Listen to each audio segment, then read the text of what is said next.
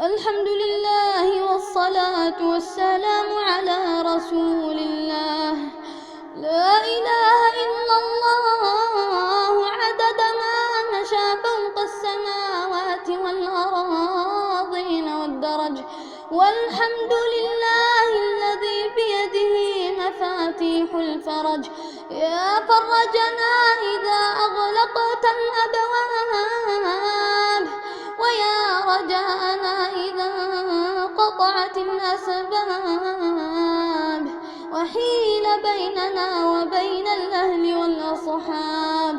نطرق بابك ونستمطر رحمتك، هذه نواصينا الخاطئة بين يديك، وهذه أيادينا لم ترفع لغيرك، وهذه جباهنا لم تسجد لسواك.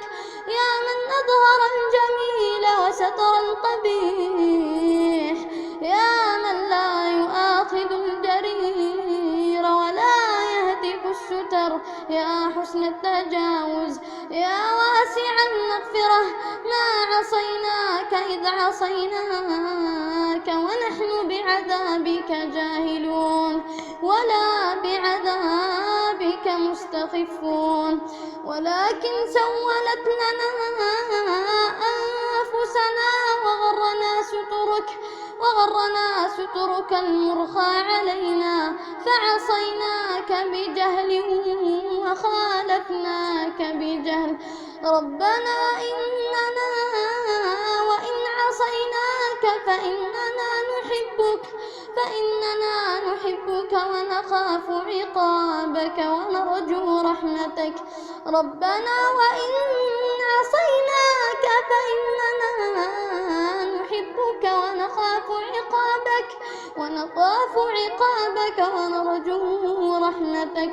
نسألك يا ربنا في هذه الليلة الشريفة المباركة أن تغفر لنا ذنوبنا، إنك عفو كريم تحب العفو فاعف عنا.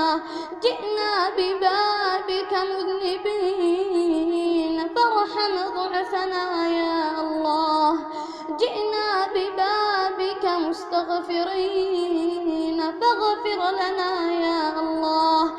جئنا ببابك تائبين فاقبل توبتنا يا الله.